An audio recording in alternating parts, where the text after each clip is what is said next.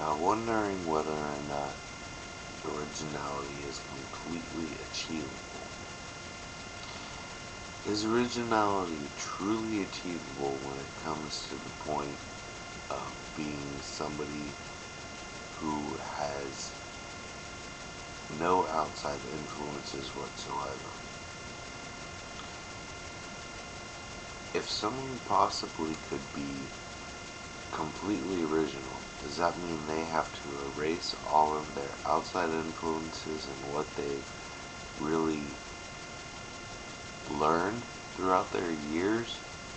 What their parents have taught them? Anything that they've actually found to be, let's say, inspirable in their life? Something that has created them. Now, I'm not only saying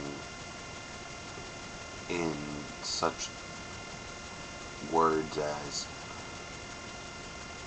what they do, but how they think. Now, being somebody who is completely out there, I mean, you can't really go too far from being actually accepted. Being accepted and accepted thought, I guess, that's part of society. But the thing is how do you keep from being, let's say, another cookie cutter personality? Being a cookie cutter personality is probably one of the worst things you can probably become or accept in your life.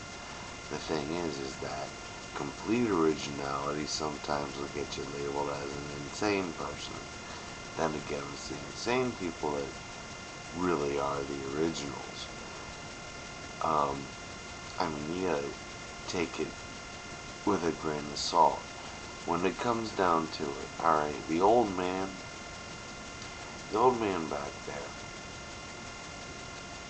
he always wanted me to be, oh, well, you're gonna be you're gonna be the marching guy, you're gonna be the guy that's going, to war, you're gonna be the perfect soldier, blah, blah, blah, everything I never was, that way I can always be proud of my son. Okay, well, I'm finished with that.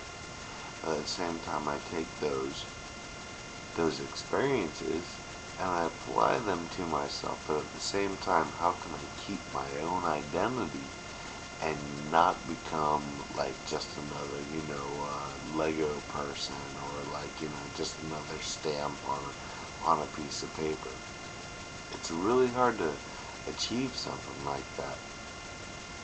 It's really hard to take what you learn. You can't really take your outside influences from, like, say, learning music.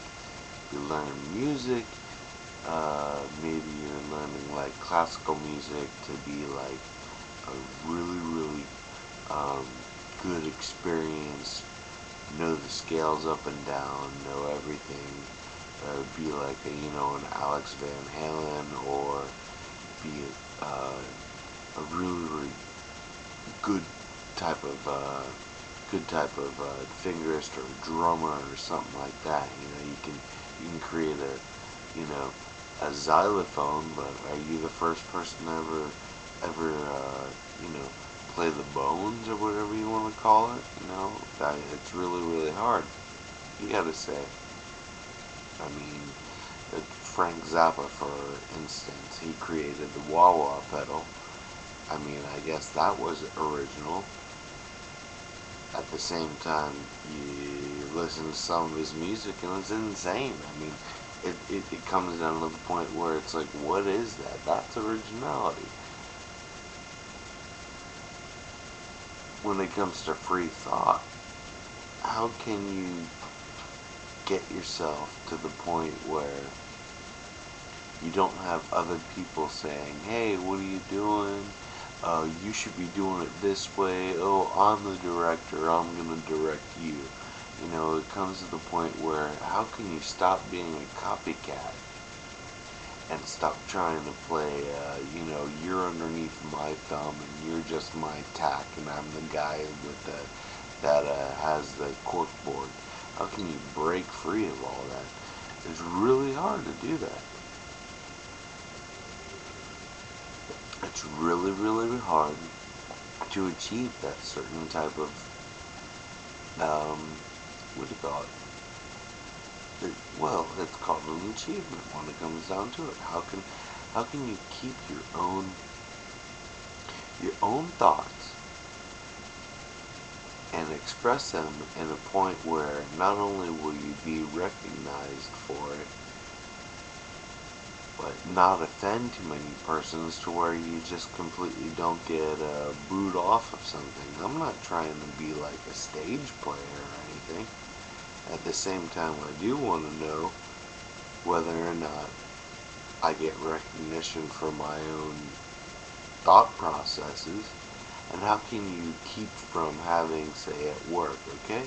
You're not going to be a complete original person if you've got someone looking over your shoulder saying, well, that's not right, and that's not right, and that's not right, and blah. It's like, excuse me, stop eyeing the guy and let somebody be themselves for a little while. Because sometimes you shouldn't get in somebody's face unless you really, really want to know who the heck they are. And that's really the point. There needs to be no struggle when it comes to a certain person. At the same time, how is somebody going to get the recognition that they should get when they're not out there pushing themselves and becoming recognized socially? You're not going to find anybody. One of my old English teachers and great writers that always taught me and showed me said once, he said, where are you going to find some of the great and best writers in the world?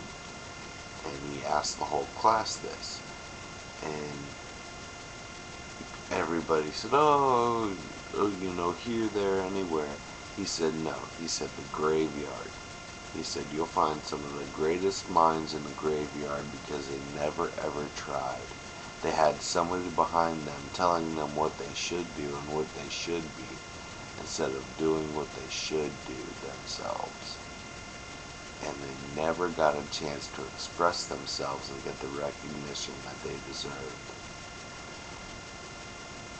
There are excellent minds out there, and hopefully I'm one of them. And hopefully I would keep that thought process, and I would let others know that. There are great minds out there that don't get the chance to express themselves because they have other persons behind them pushing them and pushing them to be. It's like these children that become, you know, excellent this and excellent that, and oh, he's so young, oh my gosh, look at this, a star is born. Well, a star is born, a star is made. Sometimes a star is natural when it comes down to it, because that person has an ability to do what they can do. And sometimes if you don't let somebody do what they do with a nice, decent flow without saying, hey, you're in this category and that's you and that's how you should do and this is how it is, no.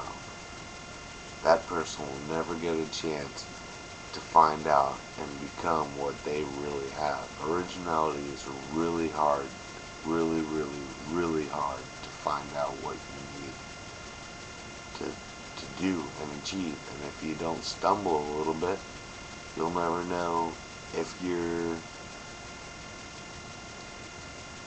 able to do anything. Dabble in this, dabble in that. You never know. You might change the world.